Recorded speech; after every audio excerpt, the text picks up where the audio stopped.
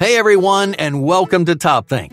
Today, we're going to learn about the crazy things people do for love. Now, let's begin. Number 1, pain blindness. What's the most reckless thing you can think of? Probably something dangerous like jumping off a cliff or leaping in front of a speeding car. But partners, parents, and all kinds of other people have done even crazier things for love. In fact, you've probably heard several amazing stories about people taking outrageous risks for their spouse or child. And it's all in the name of love. But why can we do such dangerous things for the people we care about? What about this powerful feeling of love makes us so reckless? Well, the simple fact is, love might blind our ability to feel pain. This was shown back in 2010 by a study published in the scientific journal PLOS ONE. Researchers wanted to put this myth about love and pain to the test. Does being in love really change the way you experience something like a bruise or a cut? It turns out love is a natural painkiller. In this neurological study, every participant had one major thing in common. They were hopelessly in love with someone. So if they felt something painful, being in love should spare them a little bit of suffering, right? Well, in this experiment, it did exactly that. But before we dive into the actual results, let's back up a minute. Participants started by looking at 3 images. One showed their significant other. The next showed a traditionally attractive person. And the last contained a word association task, which was meant to be a neutral distraction. While looking at those pictures, researchers scanned their brains to see how they responded. They were looking specifically at the way their brains were reacting to pain. If the myth about love were right, the first picture would relieve the most pain. And that's what happened. While looking at pictures of their partners, people experienced less pain than the other 2 conditions. But it wasn't because their body was ignoring pain, it's something else entirely. When you're in love, those emotions stimulate a number of reward centers in your brain. In other words, you feel so much good that it overwhelms the bad. You don't notice the pain because your brain is head over heels in love. And that's one big reason why people do such dangerous things for people they love. They'll take big risks, and sometimes they'll pay the price. But their brain may be so infatuated that it doesn't even notice. Just remember that love doesn't make you immune or immortal. It might create a little bit of pain blindness, but if you get hurt while you're in love, you're still hurt. A broken arm is a broken arm, no matter who you're dating. If you need proof, just look at that same 2010 study.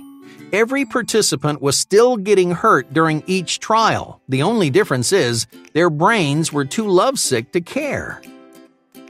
Number 2, cross-country cravings. In 2009, one man drove 13 hours in the middle of the night to see his partner. They spent only a few minutes together before he had to turn around and drive another 13 hours home.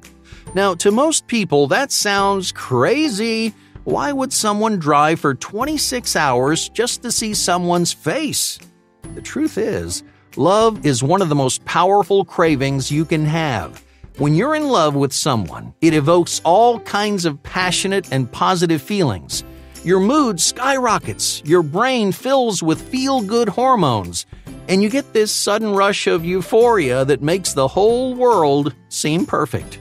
But here's the bad news. Those overwhelming feelings are just temporary. That kind of extreme passion might stick around when you're spending time with your partner, but as soon as they leave, it starts to fade. You go back to your normal mood and your normal life. The problem is, for most people, normal isn't nearly enough anymore. Their brain wants to find that amazing euphoric feeling again. So you develop cravings, the same way you can crave sugar or a cup of coffee. This idea comes directly from a 2017 article which was published in the Journal of Philosophy, Psychiatry, and Psychology. In this analytical paper, researchers ask an important question about love, a question that people have been wondering for decades. Can you crave the feeling of love? And is that actually a bad thing? The answer is a little bit complicated, but here's the gist of it. Love can give us cravings and change our mood. Sometimes those powerful feelings make us stay in toxic relationships or ignore all of our responsibilities. It's the reason why that lovesick boyfriend drove across the country just to see his girlfriend's face. But even though love can be addicting, it's not a disease, and it isn't always bad. It just makes us do crazy things. Number 3. Uproot their life. When any couple is together long enough, something strange happens. Seeing each other every once in a while doesn't feel like enough anymore. You want to be together all the time. So what do? You might have to uproot your entire life to be with them. You might leave your friends and family behind, all for the sake of your relationship. Now, on the surface, this is one of the craziest things people do for love. You spend so much time cultivating a life for yourself, but if you meet the right person, it feels like none of that matters. You may make all these sacrifices just to be with them, to see their face each night before you go to bed and when you wake up in the morning.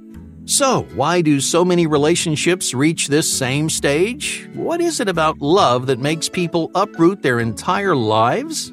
Cravings are definitely a part of it. You want to feel those passionate feelings as often as possible.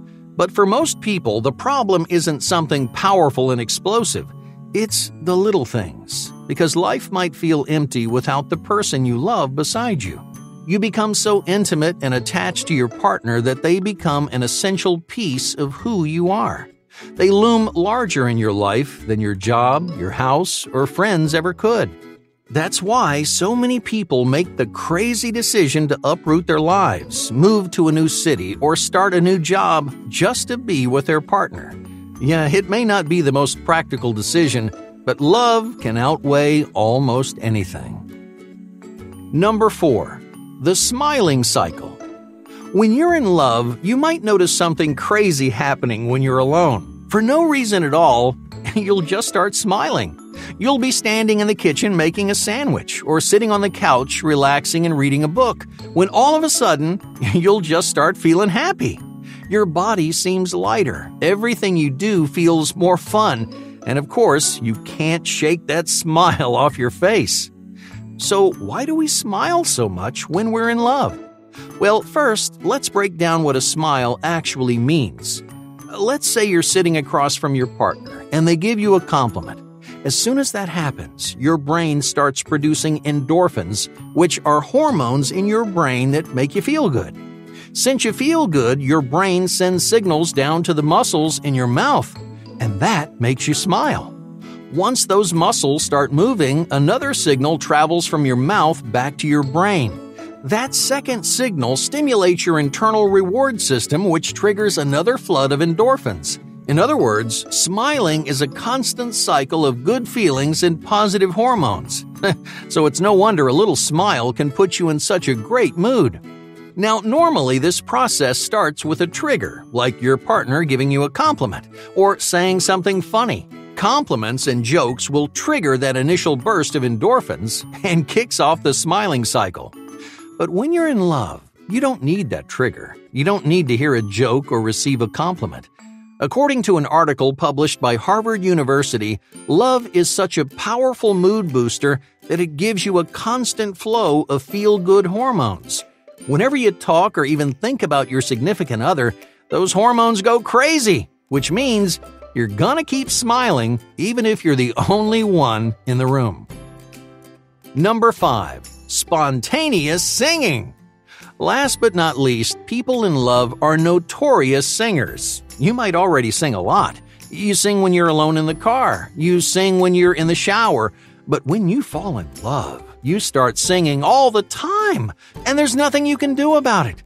But why do we suddenly become such crazy singers? Well, for starters, singing is just a fun thing to do. A 2017 essay from Science Daily tells us that singing is a nearly universal mood booster. It gives you a chance to let out all that stress and restless energy. In the moment, you forget about what anybody else thinks. Oh, but that's not all. Just like smiling, singing is also a natural side effect of hormones in your brain.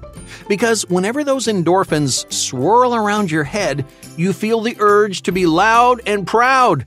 You want to have a good time, enjoy your favorite songs, and of course, sing at the top of your lungs. Hey, thank you for watching Top Think, and be sure to subscribe because more incredible content is on the way.